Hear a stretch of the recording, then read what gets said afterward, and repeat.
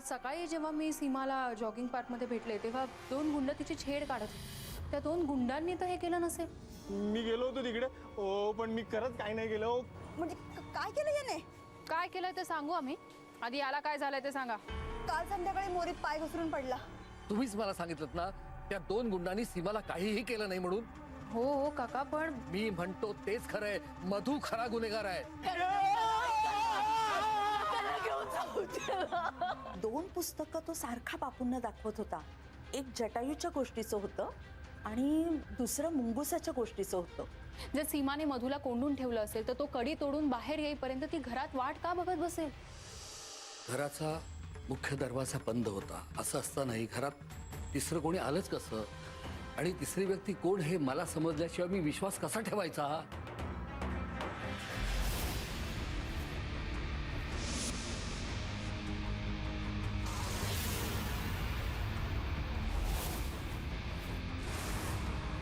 सापडला पुरावा.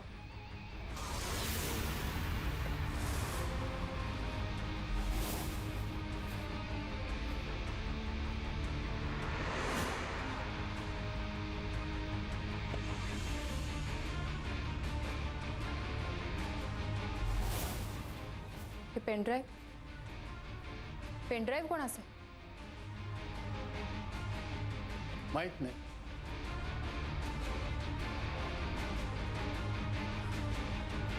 कदाचित हे त्याच व्यक्तीचं असू शकतं. यात नक्की काय हे पाहायलाच हवं. मे बी झटापट झाली तेव्हा हे इथे पडलं असेल.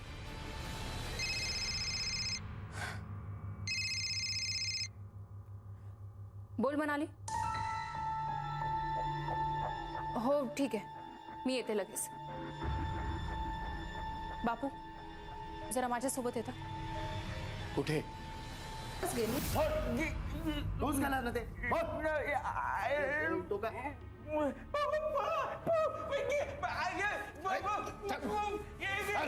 बस बस.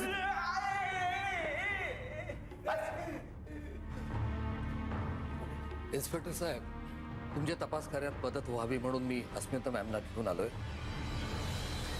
त्या प्रायव्हेट डिटेक्टिव्ह आहेत. हॅलो, मला जरा एकदा मधूशी बोलायचं होतं, म्हणजे तुमची परवानगी असेल. ठीक आहे, पण त्याला काहीच बोलता येत नाही. नाही माहितीये मला, पण निदान खाणाखुणा करून तरी तो सांगू शकतो. प्रत्येक संशयित गुन्हेगाराला त्याची बाजू मांडण्याचा अधिकार आहे ना. So please. हरकत नाही, पण मला नाही वाटत काही उपयोग होईल. मी एकदा प्रयत्न करून बघू.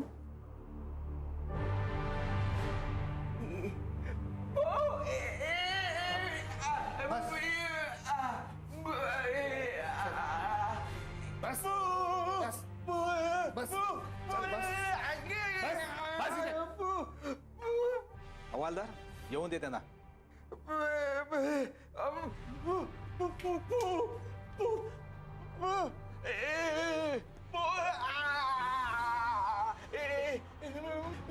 मधू,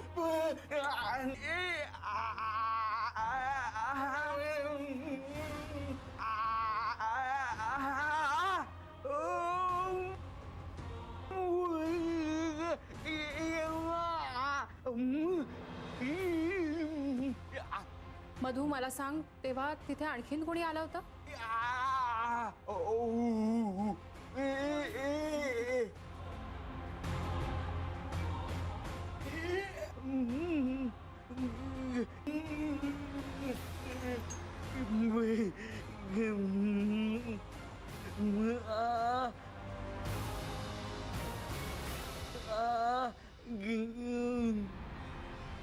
कोण कोण आला होता तिथे? पहा, तो तेच सांगतोय तुम्हाला. तो बाहुला आणि सीमा बाहुली. तो तुम्हाला बाहुला दाखवतोय. हे कृत्य त्यानेच केलेलं आहे.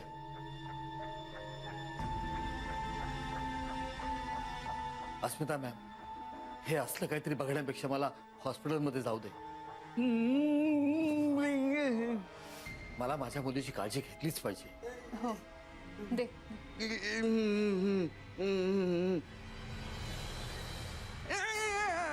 अरे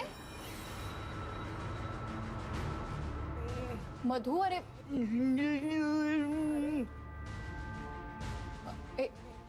ओके ओके ठीक आहे, घे तू घे तुझ्या जवळ.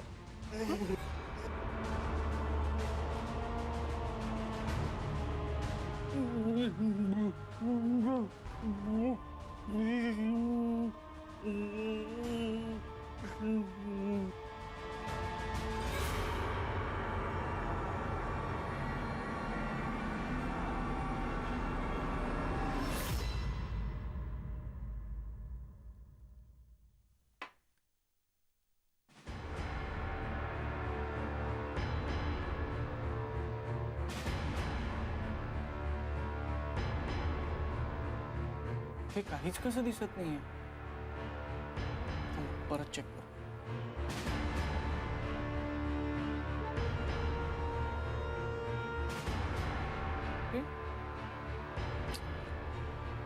पेनड्राईव्ह मध्ये तर स्पेस यूज केलेली दिसतंय, पण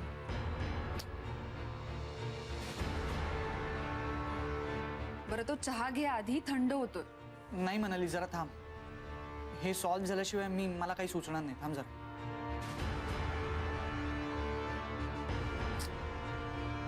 परत अटॅच कर.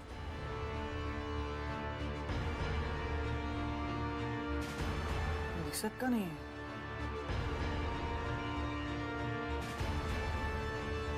फोल्डर हाईड केलेला असेल.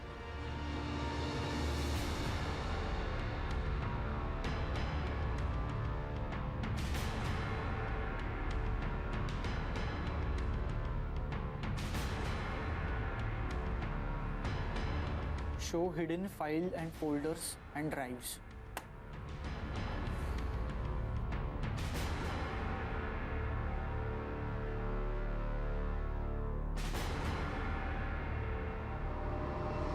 Yes. मनाली, हे बघ. हे फोटोज बघ.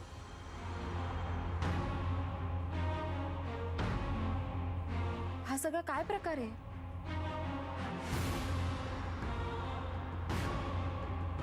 हा बघ. कोणी काढले असतील हे सगळे फोटोज? अगं कोणी काय, ह्यानेच. दुसरं कोण काढणार?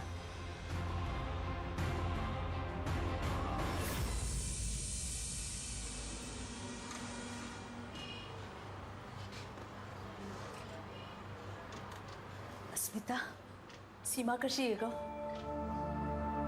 आहे बापू आहेत आतमध्ये डॉक्टरांशी बोलताय.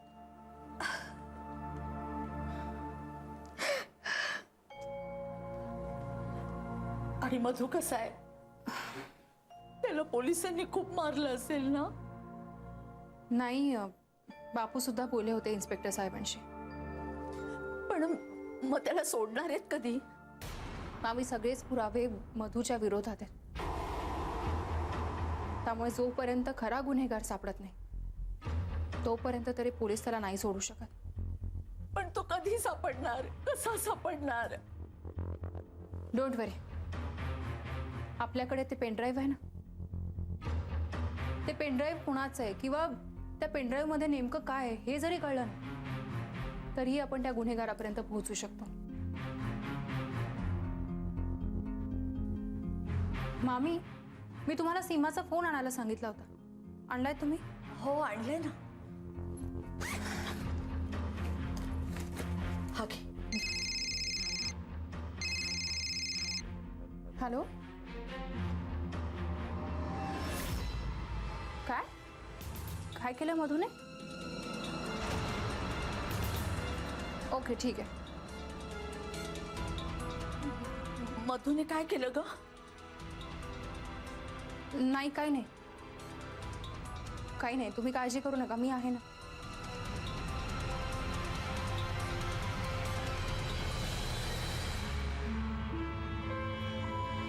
मामी, हा कोणाचा फोटो? ह्याचं नाव अविनाश. सीमाचं लग्न ठरलंय याच्याशी.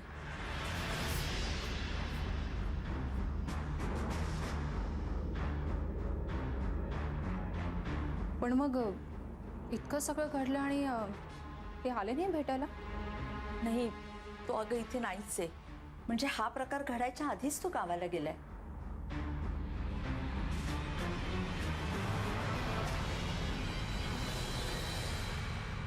सीमा कशी आहे? मला तिला भेटताच आलं नाही. तिच्यावर ट्रीटमेंट चालू आहे. डॉक्टर आणि नर्सेसची धावपळ चालू आहे. मला खूप टेन्शन आलंय. डॉक्टरबाईंनी मला सांगितलं की प्लीज तुम्ही इथं थांबू नका. काय होतंय कसं आहे ते मी नंतर तुम्हाला सगळं सांगेन. मला काळजी वाटते सीमाची. काय होणार आहे तिचं? हे बघा, काळजी करू नका. सीमा होईल, लवकर बरी होईल. सध्या तरी आपल्याकडे धीर धरण्याशिवाय काहीच ऑप्शन नाही. हो, ते तर आहेच. सीमा हॉस्पिटलमध्ये हे अविला कळवलं का तुम्ही? नाही नाही, अजिबात नाही. यात कळवण्यासारखं आहेच काय? मला तर त्याच्याशी बोलायचं धाडसच होत नाहीये. हो, असं काय करताय? अवि तिचा होणारा नवरा आहे, त्याला तर कळवायलाच हवं ना. अहो, त्याला कळवलं आणि त्याने लग्न मोडलं म्हणजे अशा वेळी खरी परिस्थिती काय होती हे जाणून घ्यायची माणसाची मनस्थिती राहत नाही. वर्षभर दोघं जण फिरत होते. अशा परिस्थितीत लग्न मोडलं तर मी समाजाला काय तोंड दाखवू? अब्रूचे धंडवडे देखील माझ्या आणि माझ्या मुलीचे. बापू, लग्न होणं ही फार पुढची गोष्ट आहे. आत्ताच्या क्षणी तरी सीमाने शुद्धीवर येणं जास्त महत्वाचं आहे. हो. मिस्टर दाता,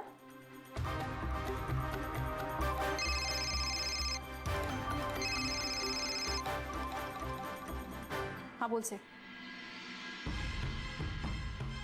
काय? हा कोणाचा नंबर आहे? हॅलो. हॅलो, अविनाश राव.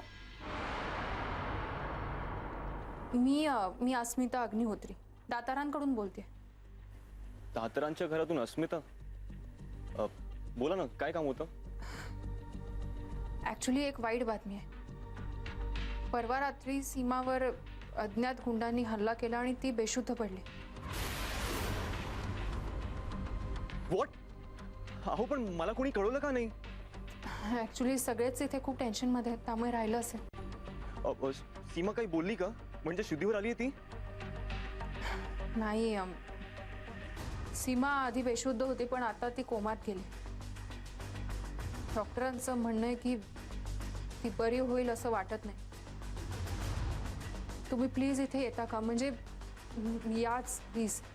हो हो, मी आलोच.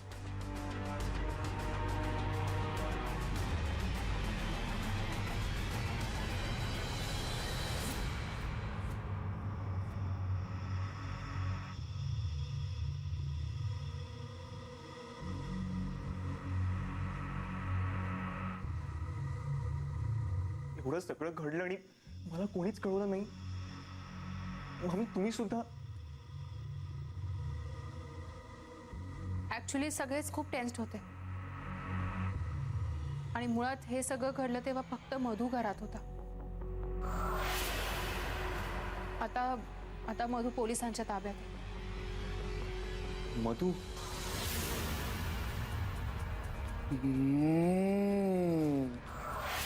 माय गॉड. हो, त्याचं अट्रॅक्शन होतच तिच्यावर.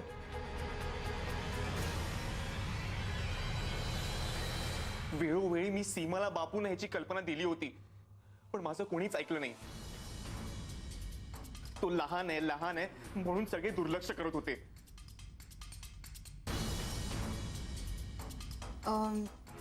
त्या रात्री तुम्ही कितीच्या बसने गावी गेलात? मला नीट लक्षात नाही. का? नाही, कारण सीमाला आलेला शेवटचा फोन तुमचा होता म्हणून. हो, मी गावी जायच्या आधी निरोपाचा फोन केला होता तिला. तसं बराच वेळ बोललो मी. तेव्हा साधारण 8:45 वगैरे वाजले असतील. मग 9:15ची बस पकडून मी गावी गेलो. तर ते सगळं कोड बोलणं मला कुठे माहिती होतं की ते तिचं शेवटचं बोलणं असणार.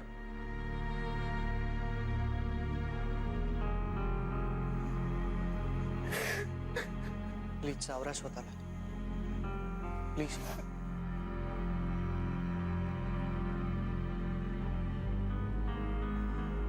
अविनाश,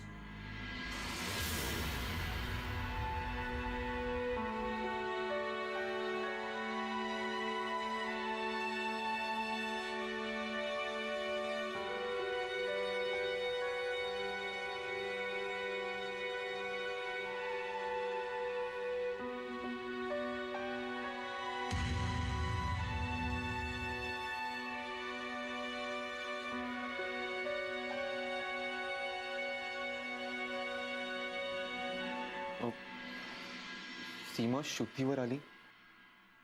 तिचे डोळे फक्त उघडेत, पण त्यात संवेदना नाहीये.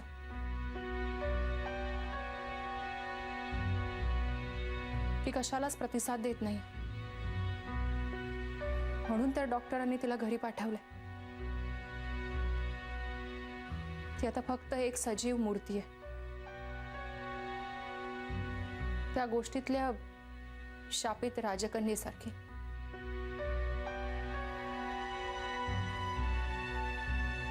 नाही बघू शकत हिच्याकडे.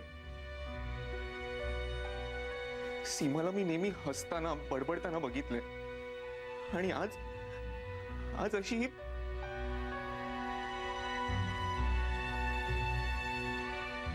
ती पुतळ्यासारखी. ते मला खूप त्रास होतो इथे. आता नाही थांबू शकणार मी.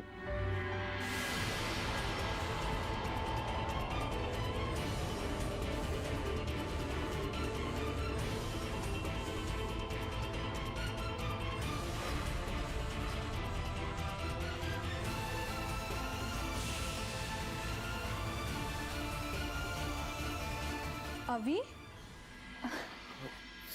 सीमा,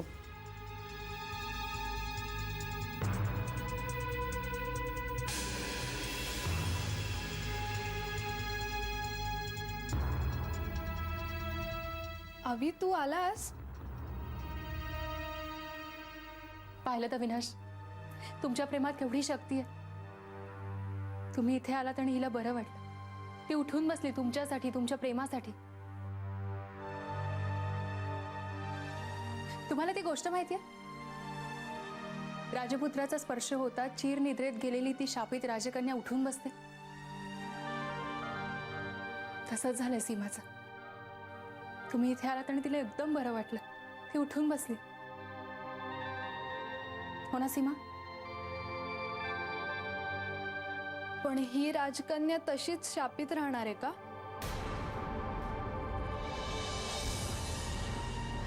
अगं असं का बोलतीयस? माझ्या बरोबर जे घडलंय ना अवी, असं का घडलं रे? तू का मला सोडून गावी गेलास?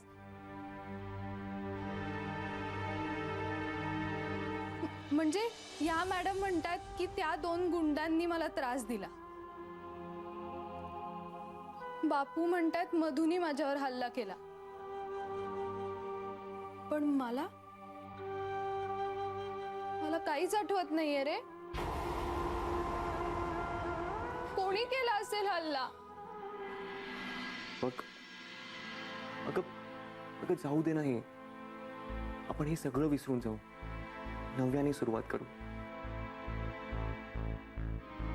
तू या सगळ्याने सुखरूप बाहेर निघालीस हे महत्वाचं आहे.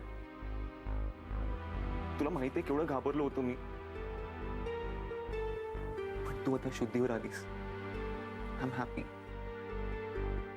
I am very happy. एवढं सगळं झालं तरी तू माझा स्वीकार करायला तयार आहेस? हो सीमा. मला खात्री होती अवी, आपलं प्रेम खोटं नाहीये ना रे. म्हणजे माझ्यावर एवढा हल्ला झालाय कळल्यावर ना तू माझा स्वीकार नाही करणार असं वाटलं होतं मला. पण ही आनंदाची गोष्ट आपण बापूंना सांगूया.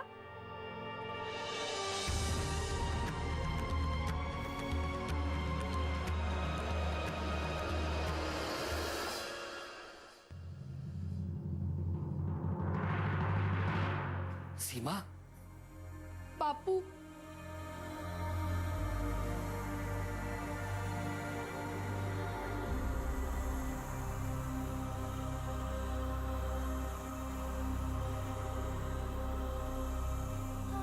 सीमा, पाहिलं काका, अविनाश हिला भेटायला आले आणि ही अगदी बरी झाली.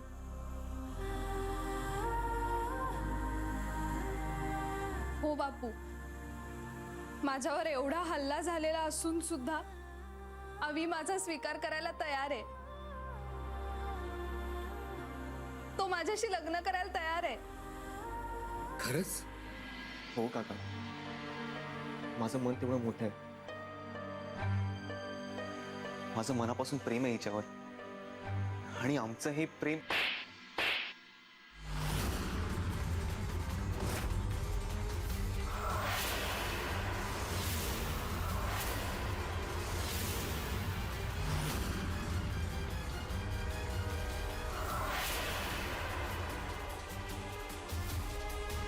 तुझं माझ्यावरचं प्रेम ना खोटं आहे. यात मला प्रेम नाही, वासना जास्त दिसते. आणि काय अधिकार आहे रे तुला प्रेम आणि मोठं मन या सगळ्या गोष्टी बोलायचा? सीमा, काय झालंय काय तुला? हे सगळं काय बोलतेस? अवी, आता एक अक्षर जरी बोललास ना तर जाऊ दे रे. मला तुझ्याशी बोलण्यात घृणा वाटतेय.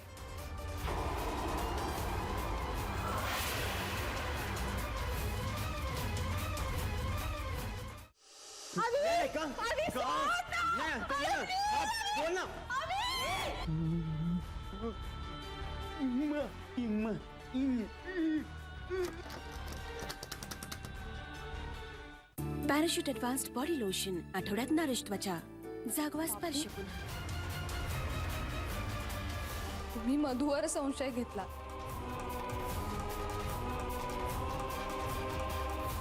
पण त्याच मधुनी जीवाचं रान करून मला वाचवलंय हो.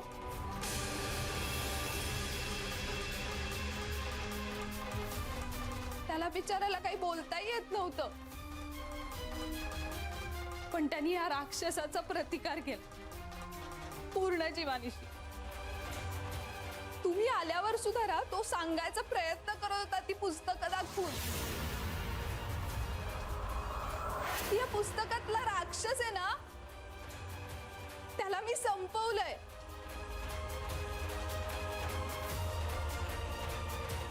तो या गोष्टीतला साप नव्हता, मुंगूस होता. त्याच्यावर तुम्ही सगळ्यांनी मिळून आळ घेतला. खरा साप तर हा आहे.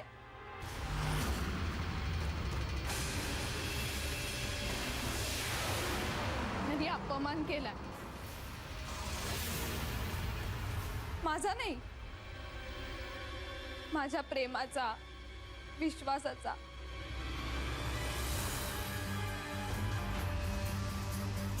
अस्मिता मॅडम, तुम्ही ह्याला जेवढी जास्तीत जास्त शिक्षा करता येईल तेवढी करा.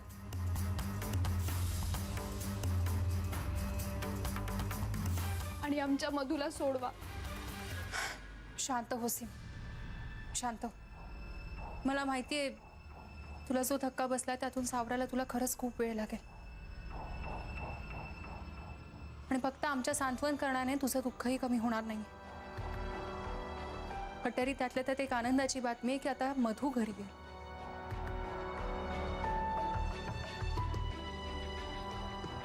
बरं मला सांग, त्या रात्री नेमकं काय घडलं होतं? त्या दिवशी मी आणि मधू फक्त दोघंच घरात होतो.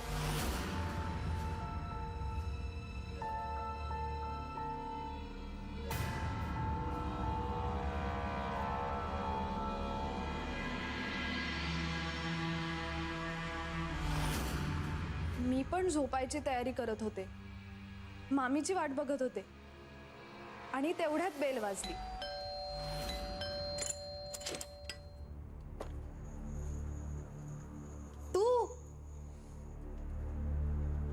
तुलाच भेटायला आलोय. ये ना रे. फक्त तू नव्हतास ना, गावाला जाणार होतास म्हणून आश्चर्य वाटलं. अगं, गावी तर उद्या पण जाऊ शकतो, पण ही संधी पुन्हा येणार नाही ना. काय तुझ्या मनात? तेच, जे तुझ्या मनात आहे. आणि तसंही असा एकांत आपल्याला पुन्हा कधी मिळणार काय माहित. अवी आलोच.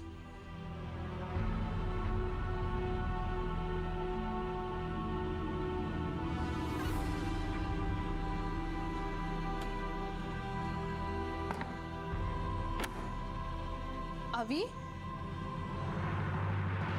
तू मधूच्या खोलीचं दार का लावतोयस? त्याला उगीच आपला डिस्टर्बन्स कशाला. आणि मग आपण ही निर्धास्त काय. अवी, काय करतोस तू? अगं मला जे हवंय ना तेच करतोय. सीमा, आता पुढचे काही दिवस आपण नाही भेटणार. सीमा, मला तू हवीस.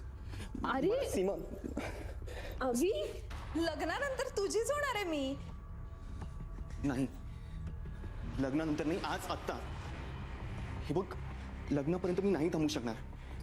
आणि थांबायची गरजही काय. आपण अवी, अवी, मला नाही पटत हे. मामींच्या आणि बापूंच्या संस्कारात वाढलेली साधी मुलगी आहे रे मी. लग्नाआधीच्या मर्यादा मोडायच्या नाहीयेत मला, आणि तुलाही मोडू देणार नाहीये मी. माझा ऐक, तू जा आत्ता इथून. नाही, मला जे हवंय ते मिळवण्याशिवाय मी जाणार नाहीये. आणि मला माहितीये की तुलाही हेच हवंय. नाही, मला असं काही नकोय. काय ल आता का नखरे करतेस. तुला काय वाटतं मला काही कळत नाही का. फोन करून मला सांगितलंस बापू आणि मामी घराबाहेर गेलेत. इन्व्हिटेशन तूच मला दिलेस. तुझ्या हिंट्स मला काही कळत नाही. मी कुठली हिंट दिलेली नाहीये तुला. मी सहज सांगितलं होतं. हे तू खोटं बोलतेस आता. कळलं. आणि तो तर तरी नाही म्हटलंस तरी मी ऐकणार नाहीये. अगं, माझा हक्क आहे तुझ्यावर. आपलं लग्न ठरलंय. अभी,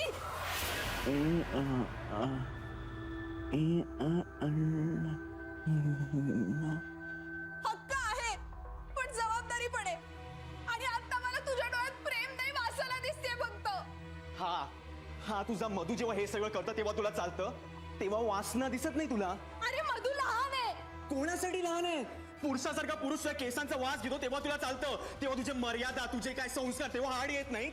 की आवडतं ना. त्यांनी हे सगळं केलेलं आवडतं ना तुला. शी, काय बोलतोयस अरे तू? का हा राग आला. अरे काय माहिती. काय माहिती. लहान आहे बोलून अजून कोणते खेळ खेळता तुम्ही.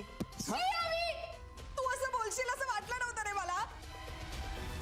अर्थात तू ही पुरुषच आहेस म्हणा, आणि इतर 4 पुरुषांसारखाच आहेस. त्यांना जे पाहिजे तेच तुलाही पाहिजे. त्या मधूच्या कृतीत तुला वासना दिसते कारण विकृत आहेस तू. हो, आहे मी विकृत. आणि मला तर तू हवीस. कळलं काही. आहे मी विकृत.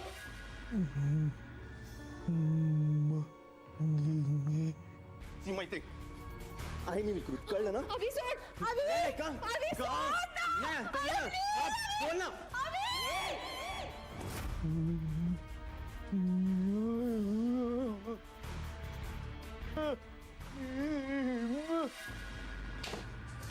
सीमा! अभी, अभी का? सोड ना. नाही, मा? नाही, आहे मी विकृत. अभी, अभी. आहे मी विकृत. का म्हणतो बोल ना. आहे मी विकृत.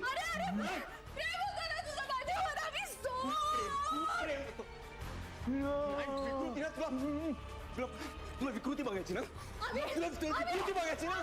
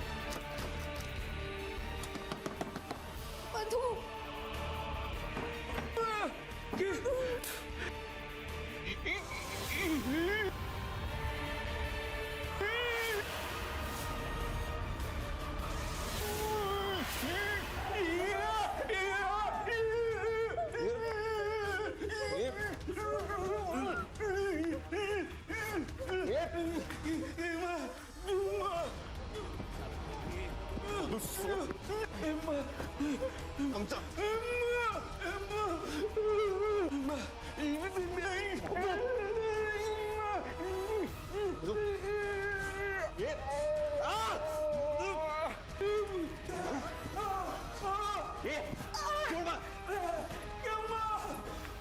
मधू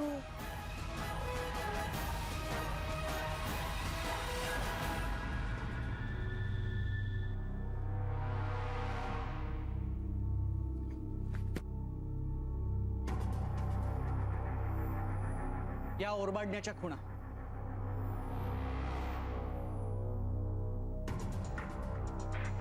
या मधुशी जेव्हा झटापट झाली तेव्हाच्या आहेत ना?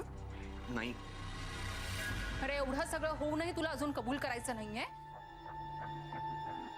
तुझी होणारी बायको होती ना, आणि तिच्याशी असं वागलास तू? अहो पण मी काही केलंच नाहीये. या सीमेला आतापर्यंत काही आठवत नव्हतं, मग तर अचानक कसं आठवतंय? आणि तुम्ही सगळे हिच्या बोलण्यावरती विश्वास ठेवताय. खोटं बोलते ही.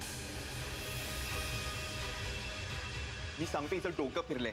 नाहीतर हा, तिच्या त्या मधूला वाचवण्यासाठी तिच्या हे डोक्यात कधी कारस्थान शिजतंय. तुला काय वाटतं मला काही कळत नाही? हो, आय सी. तुम्ही सगळेच हिला सामील आहात ना?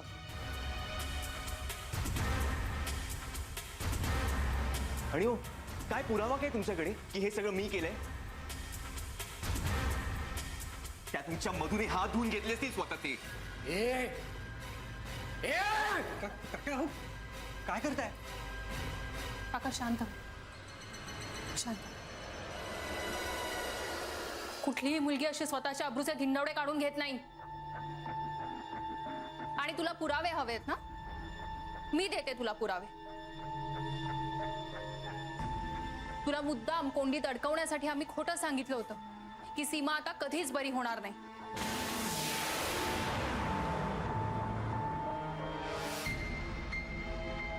आणि एखादा चमत्कार व्हावा तसं सीमाने डॉक्टरांच्या उपचारांना प्रतिसाद दिला आणि ती शुद्धीवर आली.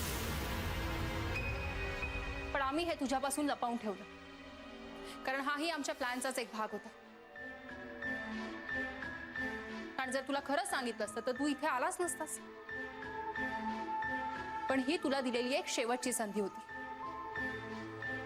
कारण जे काही घडलंय त्यात मधू अडकलाय हे कळल्यावर तुझ्या डोळ्यात एक वेगळीच चमक दिसली मला.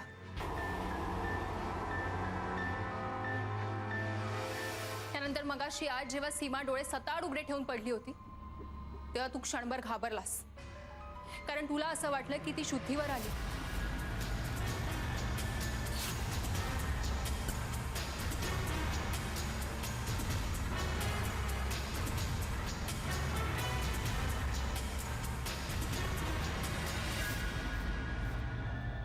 पण जेव्हा तिने सांगितलं की तिला काहीही आठवत नाहीये तेव्हा तू रिलॅक्स झालास.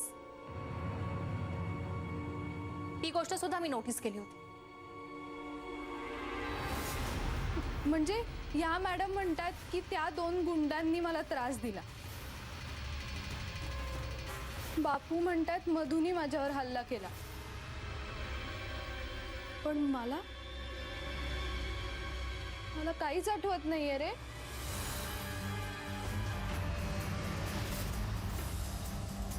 हे नाटक म्हणजे तुझ्यातल्या उरल्या सुरल्या माणुसकीची परीक्षा होती.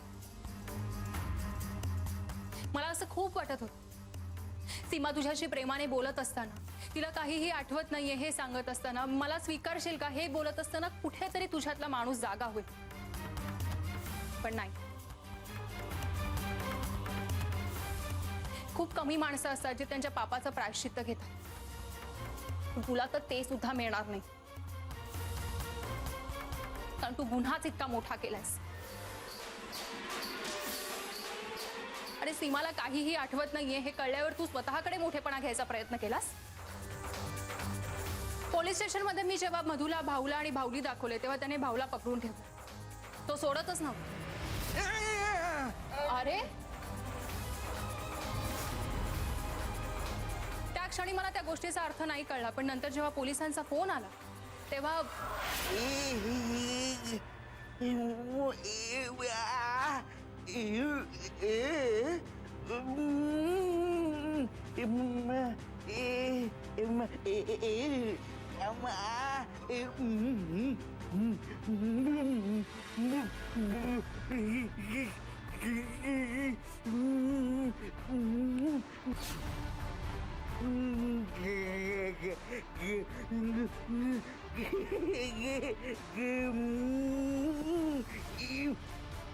अरे काय करतोस हे? अरे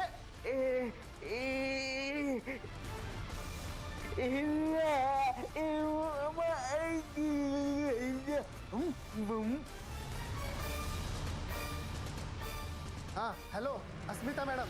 आणि मी समजत होतो की मधू स्वतःला भाऊला समजत होता. सीमा आणि अविनाशचं लग्न होणार आहे हे मधुला माहीत होतं. त्याने ते मान्यही केलं होतं. त्यामुळे त्याच्यासाठी तो भाऊला म्हणजे अविनाश होता. आणि म्हणूनच अविनाशवरचा सगळा राग त्याने त्या भाऊल्यावर काढला. तेव्हाच मला संशय आला होता. आणि नंतर ते पेनड्राईव्ह मिळाल्यावर मात्र खात्रीच पटली. पेनड्राईव्ह तुझा पेनड्राईव्ह मिळाला आणि त्यात फोटो आहेत अनेक मुलींचे. शेवटी तुझा सुद्धा फोटो आहे. जे काही घडलं ते एका क्षणिक मोहापायी नव्हतं. याचा अर्थ असा होता की तू बऱ्याच मुलींना फसवलं होतंस. इतर मुलींचं काय झालं माहित नाही, पण शेवटी तुला सीमासारखी मुलगी भेटली जिने विरोध केला. अहो पण मी इथे आलोच नव्हतो. 9च्या बसने गावी गेलो होतो मी. खोटं बोलतोयस तू. तू 9च्या नाही 11:30च्या बसने गावी गेला होतास. तसे पुरावे आहेत आमच्याकडे.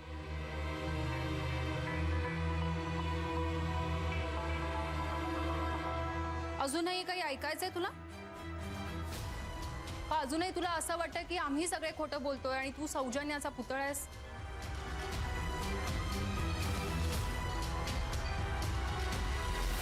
बापू, त्या दिवशी मधू तुम्हाला ती पुस्तकं दाखवून हेच सांगायचा प्रयत्न करत होता की मी तुमच्या सीमाला एका राक्षसापासून वाचवलंय. त्याला तुमच्याकडून कौतुकाची थाप हवी होती हो. आणि मी त्याला मारलं नाही ते बोललो. त्याला कोंडून ठेवलं, बांधून ठेवलं. त्याचं अविनाशपेक्षा तुझ्यावर असलेलं मूक प्रेम मी नाही ओळखू शकलो. हे मित्रप्रेम खरंच माझ्या ध्यानात नाही आलं. चूक झाली माझी खूप मोठी चूक झाली. मला माझी चूक ताबडतोब सुधारली पाहिजे. मी आता मधूला घरी घेऊन येतो आणि या नराधमाला पोलीस चौकीत पोहोचवतो. बापू, मी पण येते तुमच्या बरोबर. काका, आम्ही पोलिसांना कळवलंय तसं. पोलीसच त्याला इथे घेऊन येतील.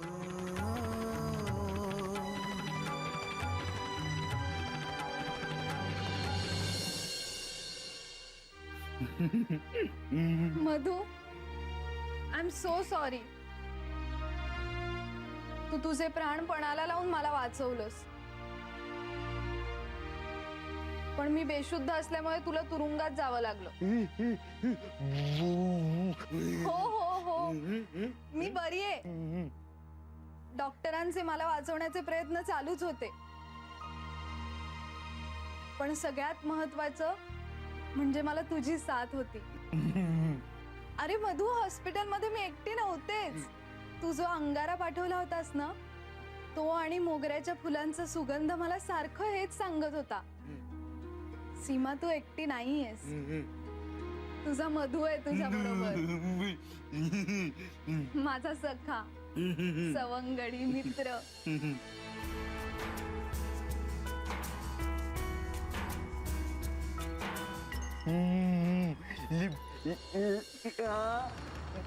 हो? चला बाळ, चल चल. मामी, हे काय करताय तुम्ही? असं करू नका. नको बापू, खर तर पाप त्या अविनाशने केलं आणि संशय मात्र माझ्या भाबड्या पोरावर घेतला गेला. आज जर अस्मिता मॅडम वेळेवर मदतीला आल्या नसत्या तर माझ्या पोराचं काय झालं असतं हो. आणि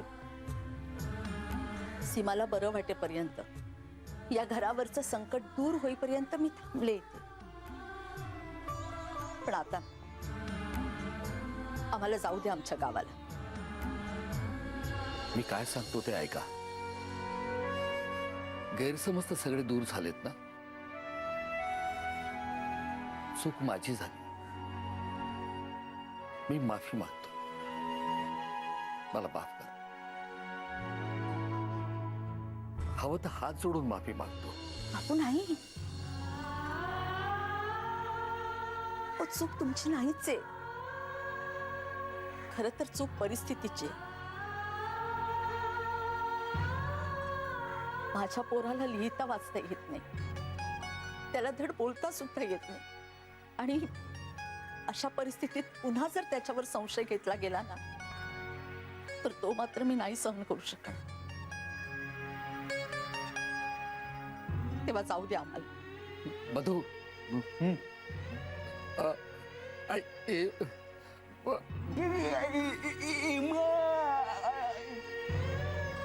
चल मग. मधू.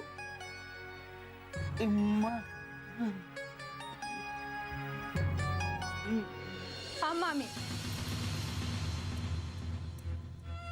मी असा निर्णय घेतलाय ना की यापुढे कोणाचाही गैरसमज होणार नाही.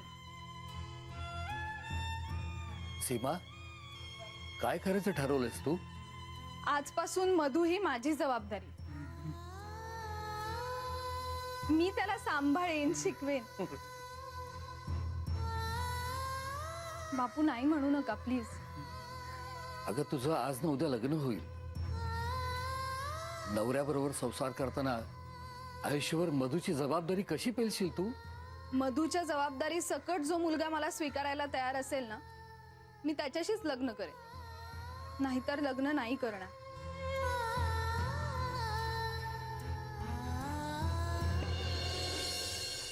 सीमा, तू खरंच खूप ग्रेट आहेस. खूप धाडसी आणि जगावेगळा निर्णय घेतलायस. पण तुला एक सांगेन, तू मधू सोबत लहान होऊन राहण्यापेक्षा त्याला मोठा आणि समंजस करण्याचा प्रयत्न कर. माझ्या शुभेच्छा तुम्हा दोघांच्या पाठीशी नेहमी असतील.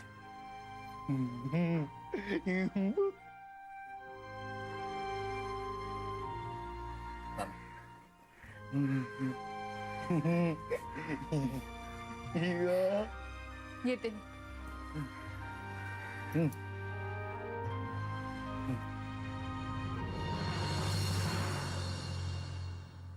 वरवर पाहता या केसमध्ये अवी आणि सीमाच्या प्रेम कहाणीतला मधू विलन दिसत होता, पण सत्य काही वेगळंच होतं. यावेळी मी समोर दिसणाऱ्या पुराव्यांवर विश्वास नाही ठेवला, तर मधूच्या डोळ्यातले भाव आणि अशा मुलांच्या निष्पापपणावर विश्वास ठेवला आणि सत्य शोधून काढलं. खरंच सीमाने जो निर्णय घेतलाय तो लाखात एखादी मुलगी घेऊ शकते. आता या प्रवासात सीमाला कितपत यश मिळेल हे येणारा काळच ठरेल. पण काय माहित, कदाचित या प्रवासात तिला एखादा वेगळा मधू सापडेल. कारण शोधलं की सापडतच.